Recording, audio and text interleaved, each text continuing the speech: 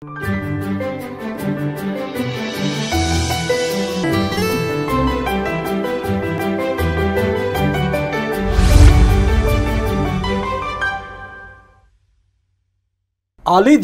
थालीसम्म, गोठदेखि ओठसम्म, आवाज विहीनको आवाज, यो हो कृषि टेलिभिजन। हामी छौं 24औं घण्टा तपाईको साथमा। नमस्कार। कृषि टेलिभिजनको विशेष कार्यक्रम कृषि संवादमा यहाँलाई हार्दिक स्वागत छ। म पवन श्रेष्ठ।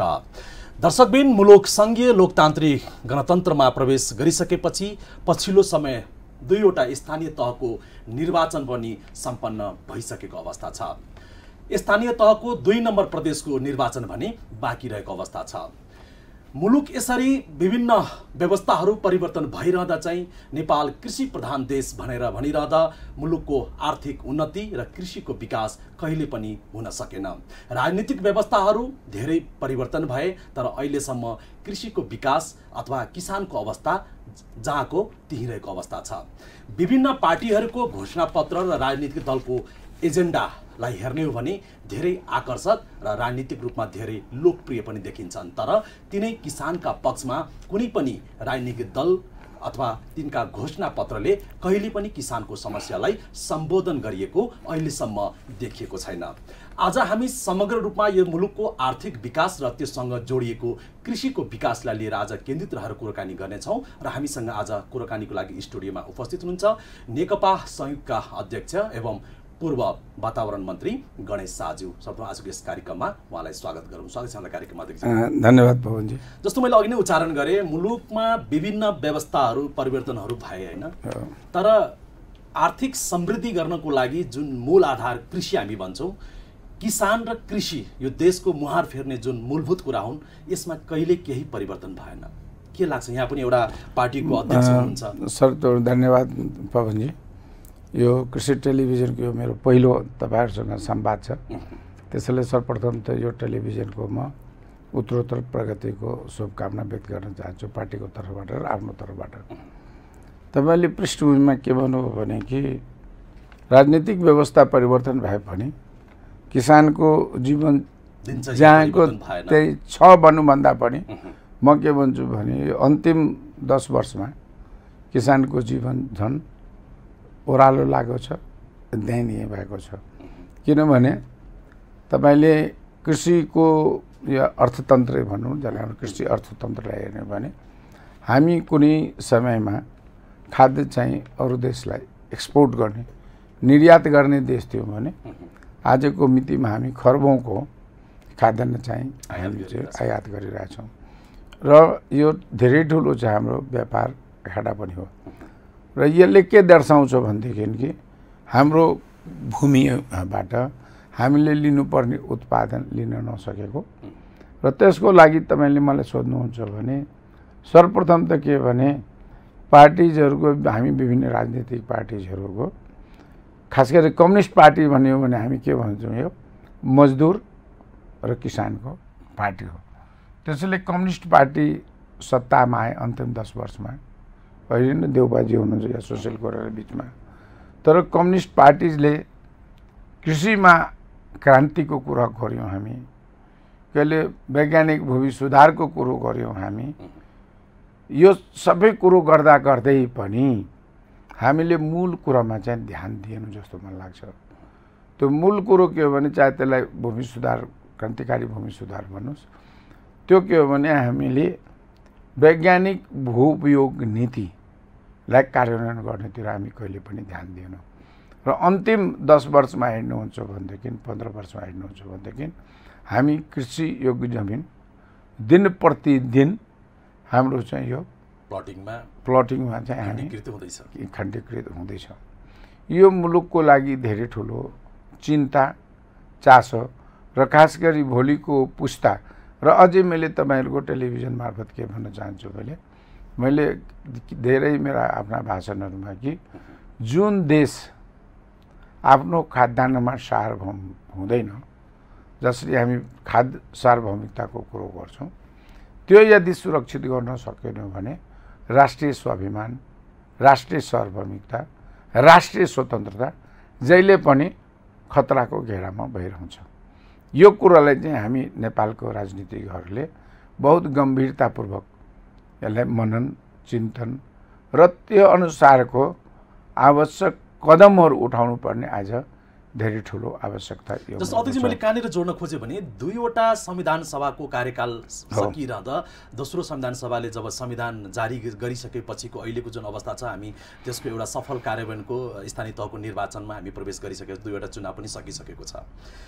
अब पनि एउटा राजनीतिको एउटा कोर्स चाहिँ अब समाप्त भयो। अब आर्थिक समृद्धिको लागि चाहिँ काम गर्नु पर्यो भनेर राजनीतिक दलकै नेताहरूले बोलिरहँदा चाहिँ अब कहिले गर्ने कृषिमा कहिले काम गर्ने? यो हेर्नुहोस् के छ भने यो राजनीतिक जुन छ नि आन्दोलन या क्रान्ति समाप्त भयो भने पक्षमा म विश्वास गर्दिनँ। किनभने अनवरत प्रक्रिया हो, यो अनगोइङ प्रोसेस भन्छ। किनभने तपाईँले हिजो हामी 46 सालमा आन्दोलन गर्दाखेरि यही कुरो भनेको थियो, एउटा कोर्स सक्यो, कोर्स सिद्धियो। अब चाहिँ आर्थिक क्रान्तिमा गर्नुपर्छ भनेर त्यो बेलाको सरकारले, गिरिजाबाबुको सरकार भनौँ या त्यतिखेर नेपाली कङ्ग्रेसको सरकारले चाहिँ उदारीकरण, निजीकरण र विश्वीकरणतिर हामी गाडी बढ्यौँ। WTOको हामी मेम्बर भयौँ। हामीले सरकारको कल कारखाना बन्द गरेर निजी कल कारखानातिर गयौँ। हामी यहाँसम्म गऱ्यौँ कि कृषिको लागि आधारभूत चाहिने हाम्रो भनौँ न कृषि औजार कारखाना जसले कि हाम्रो कुटो कोदालो टेलर फेलर आदि बनाइरहन्थ्यो कृषिलाई सहयोग गर्ने, त्यसलाई पनि हामी कौडीको भावमा बेच्यौँ। आजसम्म त्यो कारखाना चाहिँ चल्न सकेको रहेको छैन। कृषकहरूको उत्पादन त्यसलाई हाम्रो कृषिमा आधारित उद्योग कल कारखाना हुनु, चाहे त्यो वीरगञ्ज चिनी कारखाना होस् या हाम्रो भ्रिकुटी पेपर मिल होस्, यस्ताहरू पनि निजीकरण गरेर त्यो कारखाना हामी बन्द गऱ्यौँ। त्यसैले राजनीति के हो भनेदेखि यो अनवरत के हो भने मुलुकको आर्थिक सामाजिक र राजनीतिक तिनटैको सङ्गम हो। यो एकअर्कासँग चाहिँ अलग रूपमा, किन राजनीतिक पार्टीले के आर्थिक नीति लिन्छ। जस्तै हामी आर्थिक क्रान्ति भन्दाखेरि हामी कस्तो खालको कि हामी यो मुलुकको किसानलाई मालेर क्रान्ति गर्ने हो कि मन्टो सानोलाई ल्याउने हो कि है भनौँ न, हामी के ल्याएर भनौँ न, हामी कहिले हाइब्रिडका कुरो गर्छौँ है या कहिले हामीले चाहिँ अब जमिनलाई चाहिँ लिजमा दिने कुरो गर्छौँ, विदेशीलाई दिने हो। त्यसैले तपाईँहरूले हेर्नु हो भनेदेखि हामी नेपाल कम्युनिस्ट पार्टी संयुक्त हामी चाहिँ बृहत्तर रूपमा राष्ट्रिय किसान सञ्जालमा आबद्ध किसान सङ्गठनहरूको तर्फबाट जुन छ नि कृषिकोमा चाहिँ एउटा धेरै ठुलो भइरहेछ कि यसलाई चाहिँ वैदेशिक लगानी चाहिँ यसमा भित्राउनुपर्छ। जस्तो अब हाम्रो एउटा यो कृषि टेलिभिजनको एउटा आग्रह पनि के हो भने अब लामो समयदेखि मुलुक एउटा द्वन्द्वबाट शान्ति प्रक्रियामा रूपान्तरित हुँदै गणतन्त्रमा प्रवेश गरिसकेपछि एउटा अधिकार प्राप्ति जुन हामी अधिकार मात्रै कुरा गर्छौँ, अब अधिकार मात्रै माग्ने हो कि अब राजनीतिक दलहरूले पनि आफ्नो कर्तव्य र जिम्मेवारीलाई पनि अब पुरा गरेर दिन आयो कि भन्न खोजेको मैले चाहिँ। होइन, अहिले त धेरै ठुलो खास गरी यो कृषि क्षेत्रमा छ भने नि अब हामी अहिले केही राजनीतिकहरूलाई हेर्नु हो भने उहाँहरूले अब कृषिमा गएर चाहिँ तले लेभलमा आफ्नो कृषिका चाहिँ मोडेलको रूपमा चाहिँ उदाहरणीय रूपमा चाहिँ कामहरू गर्न सुरु गरेका छन्। मेरो के भइरहन्छ जहिले पनि हामी अब राजनीति गर्ने केहीहरूलाई चाहिँ दुईटा पाटो जहिले पनि हेर्नुपर्छ। एउटा चाहिँ राजनीतिको नेपाली समाजको जहिले पनि विश्लेषण गरिराख्नुपर्छ। किनभने समाजमा यदि हामी चेतनाको स्तर बढेको छ, जसमा तपाईँको आज टेलिभिजन कृषि टेलिभिजन आयो, कुनै जमानामा नेपाल टेलिभिजन एउटा कार्यक्रम थियो, टेलिभिजनमा कार्यक्रम थियो, अहिले पनि छ। तर मैले भन्न के खोजेको भने अब किसान जुन छ नि, मेरो एउटा के छ भने हिजोको जस्तो किसान भनेकै झुत्रो झाम्रो अनपढ त्यो हुनुपर्ने भन्नेबाट मेरो एउटा चाहिँ यसमा के हो भने अब किसान भनेको हामीले अङ्ग्रेजीमा स्मार्ट फार्मर्स कुरो गर्छौँ। अबको किसान भनेको चाहिँ सर्वप्रथम त उसलाई सम्मानित हुनु पर्यो, ऊ चाहिँ व्यावसायिकरण हुनु पर्यो र उसले चाहिँ कृषि क्षेत्रमा भएको नवीनतम प्रविधि भनेको त्यो सबै किसिमका प्रविधि छन् जसलाई कि हामीले कहिलेकाहीँ स्मार्ट फार्मर्स अहिले चाहिँ हामी के भन्छौँ क्लाइमेट स्मार्ट फार्मर्स, उसले चाहिँ मौसमको बारेमा जानकारी राख्नु पर्यो, उसले चाहिँ बिउ बिजनको बारेमा जानकारी राख्नु पर्यो, प्रविधिको जानकारी राख्नु पर्यो, बजार व्यवस्थापन हुनु पर्यो उसले चाहिँ ऊर्जा र पानीको कसरी चाहिँ कृषिमा चाहिँ समुचित इफिसियन्ट युज गर्ने बारेमा जानकारी राख्नु पर्यो र त्यही अनुसारको कृषि उत्पादनहरूकोमा जानु पर्यो। र त्यसैले हामी के कुरोमा बुझौँ भने कि हिजोसम्म नेपालको किसान जो अनपढ गमार भन्नु या जो जुन थियो नि त्यो अब नेपाली समाजमा धेरै ठुलो, मैले जुन अघि भन्थेँ नेपाली समाजमा चेतनाको स्तर र नेपाली समाजको जुन काम गर्ने तौर तरिका हिजो जुन भनौँ त्यसबाट चाहिँ परिवर्तन आएको छ। त्यो परिवर्तन आउनुको मुख्य कारण के हो भने अन्तिम यो 50 वर्षमा भनौँ 30-40 वर्षमा चाहिँ कृषिको क्षेत्रमा 2-3 कुरो चाहिँ उल्लेखनीय प्रगति भएको छ। तपाईँले हिजो 50 वर्ष अगाडि ट्र्याक्टरको अवस्था हेर्ने हो भने नेपालमा ट्र्याक्टर हेर्न पाउँदैन थियो। अहिले तपाईँ गाउँघरमा ट्र्याक्टर चाहिँ जहाँ जहाँ हेर्न पाउनुहुन्छ। हिजो चाहिँ हामीले हातले, म मधेसको मान्छे करिन भन्छ, यदि चाहिँ खेतमा पानी लगाउँथ्यो भने अहिले चाहिँ पम्पिङ सेटको कुरो हामी गर्छौँ।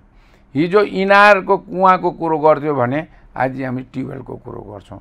ठुलो सिँचाइ आयोजनाहरू नेपालमा भनौँ न, चाहे चितवन सिँचाइ ठुलो आयोजना कुरा गरौँ या हामी मर्चबारको कुरो गरौँ, ठुल्ठुलो बागमती सिँचाइ योजनाको गरौँ भने चाहे मोरङ सुनसरी चिताय त्यस्तो ठुल्ठुलो सिँचाइ आयोजनाहरू पनि सञ्चालन भइराखेको बेलामा अब चाहिँ कृषिमा चाहिँ के हिजो बन्ने जुन आकाशे खेतीको भरमा जुन खेती गर्थ्यौँ त्यसलाई हामी चाहिँ वैज्ञानिक कृषि प्रणालीमा जानुपर्छ।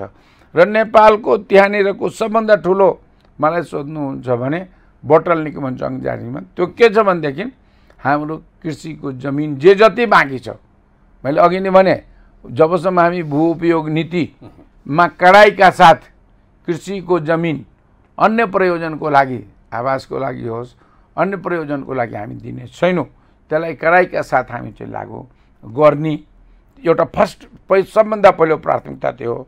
दोस्रो के हो भनेदेखि राजनीतिक पार्टीहरूले अब नेपालको कृषि प्रधान देश भनेको हामी खालि कृषि र वनलाई पनि सँगसँगै हेर्नुपर्छ। किनभने हामी एकतर्फबाट यदि खाद्य उत्पादनको कुरो गर्छौँ भने हामी फलफुलको उत्पादन छ। किनभने हामी जुन मुलुक छौँ यो मुलुक चाहिँ जैविक विविधता भएको, हाम्रो जोग्राफी, हाम्रो भूगोल चाहिँ तराई, पहाड, हिमाल छ। त्यसैले यो तिनटैलाई समग्र रूपमा चाहिँ हेर्ने किसिमको र अझै यसमा भन्नुहुन्छ भने हामी के भन्छौँ, विशेष रूपमा तराईमा यदि हामी धानको खेती अरू खेती गर्छौँ, दलहन तेलहन जे छ त्यो किसिमको होला, पहाडको मिक्स होला, अरू ठाउँको फलफुलको होला र त्यो सबैको उत्पादनको लागि चाहिँ हामी र मेटेरियल मात्र बेच्ने होइन, हामी चाहिँ आफ्नो उत्पादनमा चाहिँ त्यसको प्रोसेसिङ, त्यसको लागि कोल्ड स्टोरेज गर्नुपर्छ कि त्योमा आधारित उद्योगहरू खोल्नुपर्छ कि त्यस्ता उद्योगहरू खोलेर कृषि जन उत्पादन आधारित उद्योगहरूको विकास। त्यसैले हाम्रो उद्योग मन्त्रालयले जुन छ नि खालि एसेम्ब्लिङ इन्डस्ट्रिजलाई जस्तो मैले जोड्न कहाँनिर खोजेको भने यहाँले नेकपा संयुक्त तर्फबाट अहिले जति कृषिका कुराहरू गर्नुभयो नि, पाटपाट बुन्दा गरेर गर्नुभयो, लगभग मैले दोस्रो यो स्थानीय तहको निर्वाचनमा प्राय सबै दलका पार्टीका घोषणा पत्रहरूलाई यसो अध्ययन गर्दा चाहिँ काङ्ग्रेसको, एमालेको, माओवादीको अथवा राप्रपाका लगायत अथवा अन्य पार्टीहरूको सबैको घोषणा पत्रमा किसानका यी मुद्दाहरू नि तपाईँले भने जस्तै अझ तपाईँभन्दा कति राम्रा पनि होला, अझ तपाईँभन्दा कति डाउन पनि होला, सबैले राम्रोसँग सजाएर त्यहाँ राखेका छन्। तर मैले भन्नु खोजेको त्यो लेखेका कुराहरू कार्यान्वयन कहाँनिर कहिले भयो अब त, अब अथवा नभए कहिले गर्ने त? अब के भने मलाई के लाग्छ भने अहिले यो मुद्दाहरू 2-3टा कारणले अब चाहिँ अलिकता गति पाउँछ कि जस्तो मलाई लाग्छ। पहिलो कुरो तपाईँहरूलाई थाहा भएकै कुरो हो कि हामीले चाहिँ कृषि विकास रणनीति 20 वर्ष हाम्रो एडिएस चाहिँ 20 वर्ष कृषि विकास रणनीति चाहिँ पारित गरेको छ। त्यही आधारमा अहिले राष्ट्रिय किसान आयोगको पनि गठन भएको छ र त्यही आधारमा कहिले प्रधानमन्त्रीको बडा विशेष कार्यक्रम छ, पीएम प्रोजेक्ट बनेछ, कहिले चाहिँ कृषिको यान्त्रिकरणको योजनाहरू छ। तर यो सबैको लागि मलाई भन्नुहुन्छ भनेदेखि सबै अझै पनि यो राजनीतिक पार्टीले अरू कुरोमा विमतिहरू गरे पनि किसानको मुद्दामा चाहिँ राज्यले चाहिँ मलाई लाग्छ अहिलेसम्म मलाई उठाउनु पर्यो। किनभने हामी संविधानमा के लेखेका छौँ भने मुलुकको औद्योगिकीकरण या समृद्धिको लागि हामी चाहिँ सरकार, निजी क्षेत्र र शाखारी हामीले 3 खम्बे अर्थनीतिलाई चाहिँ अवलम्बन गरेका छौँ। त्यसमा पहिले के हो भने सरकारी क्षेत्र चाहिँ यो अन्तिम वर्षमा धेरै उदासीन देखा परेको छ र अहिले जुन किसिमको हामी सङ्घीय संरचना या पुनर्संरचना हुँदैछ त्यसमा कृषिलाई कसरी हेर्ने, यो स्थानीय सरकारमा के हुने, प्रादेशिक सरकारमा के हुने, केन्द्रीय सरकारमा के हुने भन्ने बारेमा अझै पनि अहिले जुन किसिमको बहस या जुन किसिमको निर्णय या त्यसपछि गर्नुपर्ने कार्यान्वयन चाहिँ छलफल सुरु भएको छैन। किनभने के छ भने अरू देशको के अनुभव देखिया छ भने कि केन्द्रीय सरकारको जुन काम छ नि कृषिको क्षेत्रमा मुख्य रूपमा यसको अनुसन्धान, जस्तै हाम्रो नार्क छ नि, कृषिको अनुसन्धान गर्ने अन्तर्गत चाहिँ केन्द्रीय प्रयोगशाला र क्षेत्रीय प्रयोगशाला जस्तै भनौँ न, जस्तै धानको हाम्रो जनकपुरमा त्यो पहिले कहीँ मकैको छ, कहीँ विभिन्न छ अघि हर्दिनाथमा। त्यसैले पहिले के हो भने केन्द्रीय सरकारले चाहिँ कृषि क्षेत्रमा अनुसन्धानको लागि भनौँ न प्रयोगशालाको लागि जसलाई हामी R&D भन्छौँ या कृषि विज्ञान प्रविधि र नवीनतम कार्यको लागि चाहिँ राज्यले चाहिँ यथोचित बजेट पहिले चाहिँ केन्द्रीय सरकारले निर्माण गर्नुपर्छ, जसले गर्दा नार्कमा बस्ने यो अटोनोमस बडी हो, यो अनुसन्धान गर्ने संस्था हो। त्यो संस्थामा जाने काम गर्ने व्यक्तिहरूको हाई मोरल, उच्च नैतिकताका साथ र उच्च मनोबलका साथ म चाहिँ यो क्षेत्रको वैज्ञानिक हौँ त्यो का साथ चाहिँ राज्यले चाहिँ त्यसलाई प्रोत्साहित गर्नुपर्छ। कृषि क्षेत्रमा जबसम्म अनुसन्धान र विकासको सँगसँगै हामी नवीनतम प्रविधिहरू भित्राउनेतिरको सोच विकसित गर्दैनौँ तबसम्म हामी कृषिलाई अगाडि बढाउन सक्दैनौँ। दोस्रो प्रदेश छ, हरेक प्रदेशको आफ्नै विशेषता छ।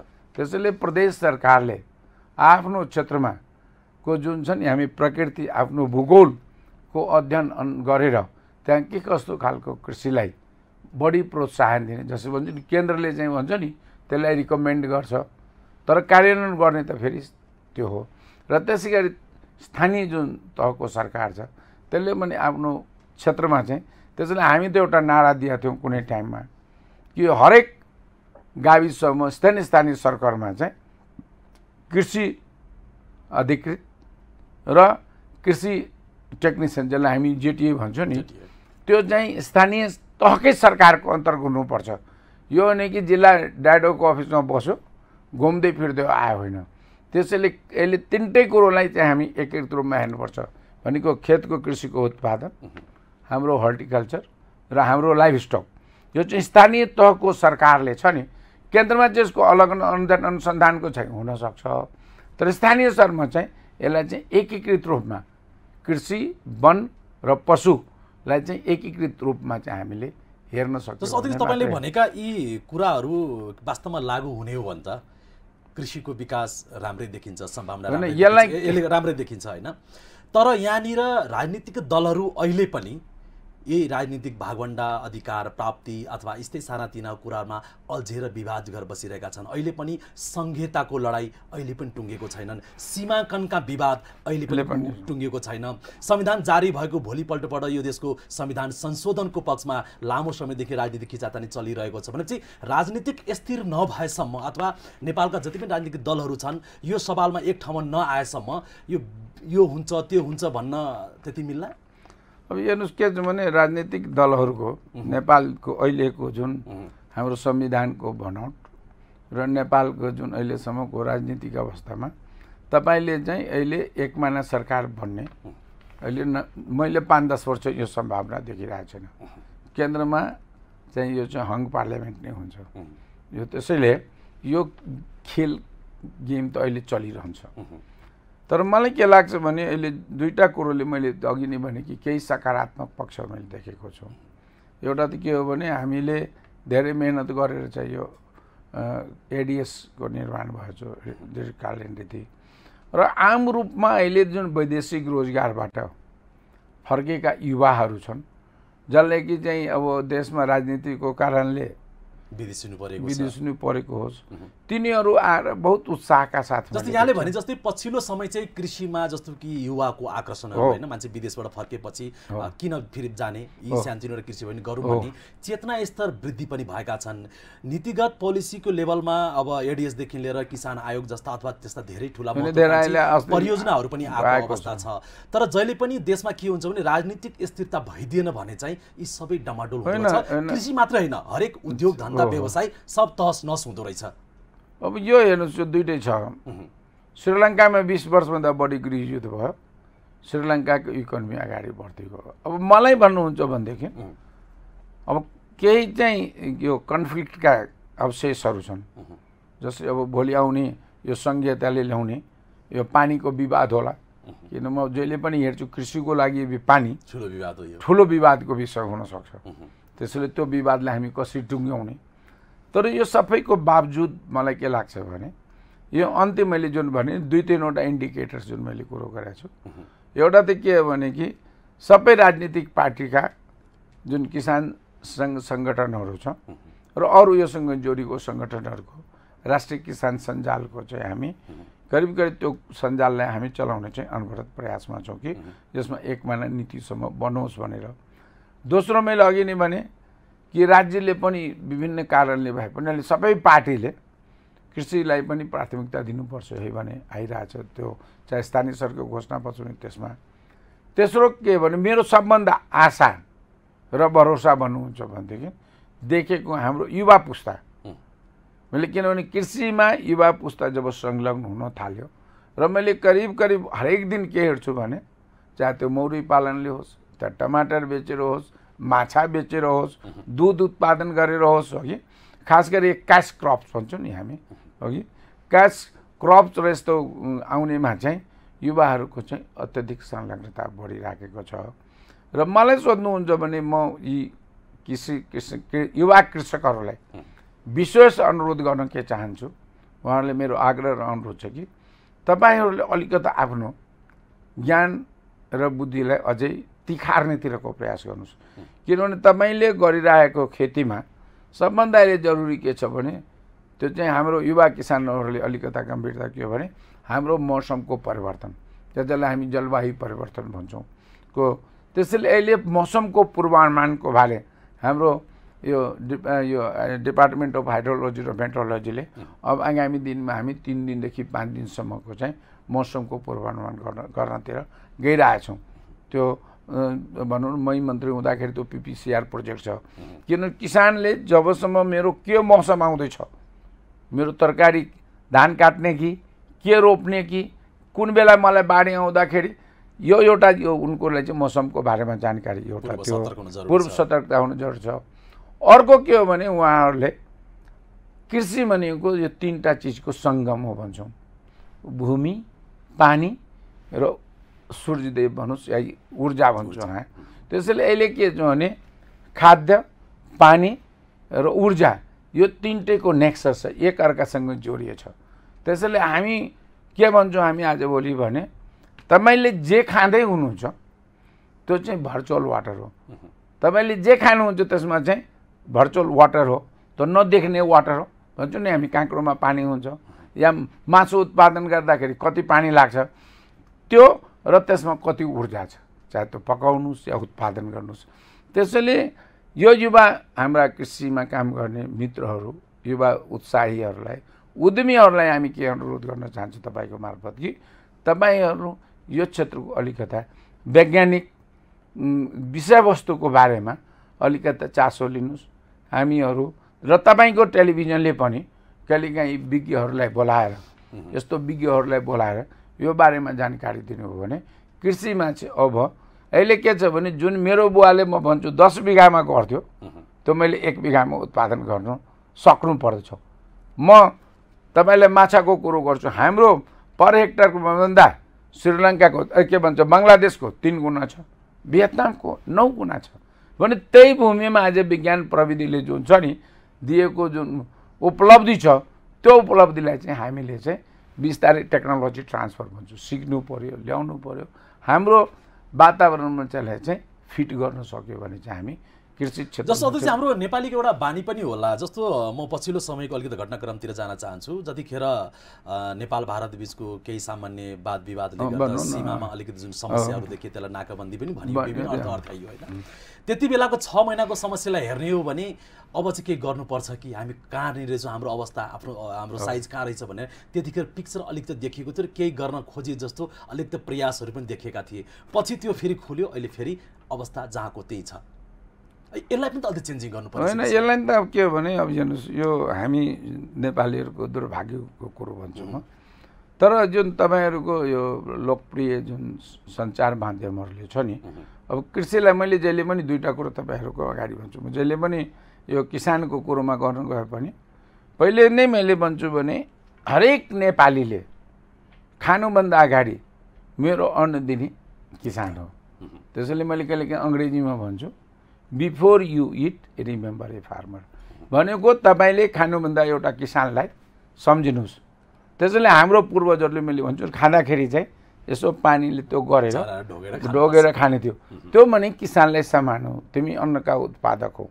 त्यसैले तपाईँको लागि, तपाईँ मेरो अन्नदाता भएकोले, चाहे त्यो ब्याङ्कको मान्छे होस्, वैज्ञानिक होस्, चाहे राजनेता होस्, उहाँहरूले किसानलाई सम्मान र उसको प्रगति र उन्नति गर्ने खालको चाहिँ उनलाई चाहिँ नीति निर्माणहरू गर्नेतिर त्यसले बिहानै प्रतिबद्धता गर्छ। सम्मान कस्तो भने अब त्यो सधैँ मुखले बोलेर मात्र किसानलाई सम्मान हुँदैन है। अब कमसेकम किसानलाई पनि त्यो हिन्ता बोधबाट चाहिँ अलिकति माथि उठाउनु जरुरी छ र किसानलाई त्यो राज्य तहबाट, नीति निर्माण तहबाट चाहिँ त्यो सम्मान दिनु जरुरी छ। जबसम्म हामीले भनेका छौँ, जबसम्म यो देशमा किसानको सम्मान हुँदैन, किसानको लाई हेर्ने दृष्टिकोणमा परिवर्तन हुँदैन, तबसम्म यो मुलुकको आर्थिक विकास, आर्थिक क्रान्ति राजनीतिक दलका यिनीहरूका राजनीतिक एजेन्डा मात्रै बन्ला, त्योभन्दा बढी केही पनि हुनेवाला छैन। अनि त्यसमा त्यसैले मैले दोस्रो भनेपछि जुन तपाईँले भन्नुभयो कि हाम्रो म मधेसको मान्छे, तपाईँ पनि उता कुरो बुझ्नुहुन्छ। हाम्रो पहिले के हुन्छ, उत्तम खेती। त्यसैले सबभन्दा कुनै काम उत्तम छ भने खेतीलाई मानव भन्थ्यो, मध्यमवान भने सेकेन्डमा व्यापार भन्थ्यो, हो कि थर्डमा हाम्रो नोकरी भन्थ्यो। अहिले सबै उल्टो भएको छ। अहिले उल्टो भएको छ। पहिले नोकरी भएको छ। त्यसैले अहिले के छ भने हामी राजनेताहरूले या राजनीतिज्ञहरूले के बुझ्नु पर्यो भने कि मैले अघि जुन सुरु गरेको थिएँ कि हामी मुलुकलाई समृद्ध, तपाईँलाई थाहा छ कि छैन, जापान किन आज समृद्ध छ भने जापानलाई सित्तैमा अमेरिकाले खाद्यान्न चामल दिँदाखेरि जापानिजहरूले आफ्नै चामलको भात खान्छ, त्यो अमेरिकन चामल चाहिँ समुद्रमा सित्तैमा फाल्छ। भनेपछि तपाईँले मुलुकलाई समृद्ध बनाउनको लागि आयातित खाद्यान्नमा निर्भर बने होइन, हामी चाहिँ आफ्नो देशको उत्पादन गर्नु र स्वावलम्बन बन्नुपर्दछ। मैले यो चिज चाहिँ हाम्रो राजनेताहरूले कमसेकम अब हेक्का पनि लिनु पर्यो। यो खालि तपाईँले अघि भन्नुभयो यो सीमाको विवाद होइन कि, हामी सीमा विवाद बाहेक पनि हामी चाहिँ यो चाहिँ स्वाभिमानी नेपाली र सार्वभौम बच्न चाहन्छु भने हाम्रो कृषिलाई चाहिँ फर्स्ट फ्रन्ट लाइनमा राखेर हामी हेर्नुपर्छ। कृषि भन्दाखेरि यसको दुईटै छ क्या, यसको इनपुट र आउटपुटको कुरो गर्छौँ हामी। यसमा जुन लगानी प्री लगानी पहिले लगानी जुन भनेको नि, चाहे यसको यान्त्रिकरण, जो त्यसलाई एक शब्दमा हामी कृषिको व्यवसायीकरण र बजारीकरण गर्छौँ। र दोस्रो मैले के भने कृषिको चाहिँ बजार मात्र होइन, कृषिमा आधारित उद्योग कल कारखाना यो मुलुकमा चाहिँ हामीले पुनर्स्थापित गरेर किसानलाई चाहिँ उचित मूल्य उत्पादनको र उचित सम्मान दिनेतिर हामी अगाडि गऱ्यो भने, किनभने हामी मात्र चाहिँ यो कृषिको बारेमा जे जति राजनीतिक दस्तावेजमा राखे पनि त्यो चाहिँ धोका हुन्छ। हामी चाहिँ त्यसको कार्यान्वयन गर्ने चाहिँ साना साना कार्यक्रम मार्फत, हाम्रा साना साना गतिविधि मार्फत र हामी केही राजनेताहरूले खास गरी स्थानीय तहमा बस्ने पार्टीका नेताहरूले के देखाउनु पर्छ भनेदेखि म कांग्रेसी हो, म एमाले पनि हो, माओवादी पनि हो, त म कृषक पनि हो। कोही माछा कृषक होला, कोही दुधको किसान होला, कोही उँखुको किसान होला, कोही तरकारीको किसान होला। त्यो चाहिँ आफ्नो परिचय हिजोकाली नेताको मात्र होइन कि म चाहिँ किसान पनि हो, म किसानको छोरो हो। त्यो अलिकता सर झुकाएन भने कि गर्वसँग हामी लेख्न सकौँ। आफ्नो लेख्छ नि बुवाको नाउँ पेसा, मेरो बुवाको पेसा किसान हो, म आफै पनि कृषि पेसा गर्छु, त्यतातिर चाहिँ राज्यले चाहिँ सम्मानित किसिमले अगाडि बढ्नुपर्छ। हस् त अध्यक्षजी, आजको हाम्रो निर्धारित समय पनि लगभग सकिसकेको अवस्था छ। हामी आशा गरौँ सद्बुद्धि दियोस् यो दिवसका मुलुकका नेताहरू, राजनीतिक दलका नेताहरूलाई चाहिँ पहिला त एक ठाउँमा ल्याउन सकोस्। भुइँचालो आएपछि एक ठाउँमा आएका थिए, संविधान जारी गरे र अब फेरि त्यस्तै केही आउनुपर्ने नेताहरू एक ठाउँमा आउनु त्यस्तो बाध्यता हो भने पनि नेताहरूलाई एक ठाउँमा ल्याउन शक्ति दियोस् र विशेषतः आर्थिक समृद्धिको लागि चाहिँ जुन कृषि मूलभूत कुरा हो यसमा सबै राजनीतिक दलहरूले एक भएर एउटै धारणा बनाएर कृषिको विकासमा लागोस्, मुलुक आत्मनिर्भर बनोस्, समृद्धि बनोस् र विकासतर्फ अघि बढोस्। र यसमा पनि विशेषतः तपाईँ नेकपा संयुक्त एउटा पुरानो पार्टी को नेतृत्व गर्दै आउनु भएको छ, यहाँको भूमिका त्यत्तिकै महत्त्वपूर्ण छ र तपाईँ आफै पनि कृषिका विभिन्न उस निकायहरूमा कामहरूमा सक्रिय देखिनु भएको छ। यसमा तपाईँको पनि विशेष भूमिका रहेकोले यसमा तपाईँ सफल रहनुहोला भन्दै यहाँले जुन आज समय पनि दिनुभयो यहाँलाई धेरै धन्यवाद। पवनजी, तपाईँहरूले पनि धेरै धन्यवाद। कृषि टेलिभिजनले किसानका मुद्दाहरूलाई तपाईँले अघि नै भने जस्तै खेतदेखि पेटसम्म, गोठदेखि ओठसम्मको तपाईँहरूको अभियान जारी होस्। हामी चाहिँ आफ्नो तर्फबाट सक्दो सहयोग गर्नेछौँ। पुनः तपाईँहरूको यो भर्खरै सञ्चालन भएको कृषि टेलिभिजनको प्रगतिको शुभकामना दिँदै आफ्नो तर्फबाट गर्न सक्ने सहयोगको पनि प्रतिबद्धता गर्दै यहाँसँग बिदा लिन्छु। धन्यवाद, नमस्कार। दर्शकबिन, आजको हाम्रो निर्धारित समय यहीँ सकिन्छ। हामी भोलि पनि फेरि किसान र कृषिसँग विषयवस्तुमा केन्द्रित रहेर कुराकानी गर्ने नै छौँ। आजलाई भने म पवन श्रेष्ठलाई बिदा दिनुहोस्। कृषि टेलिभिजन हेर्दै गर्नुहोला। जय कृषि, जय किसान।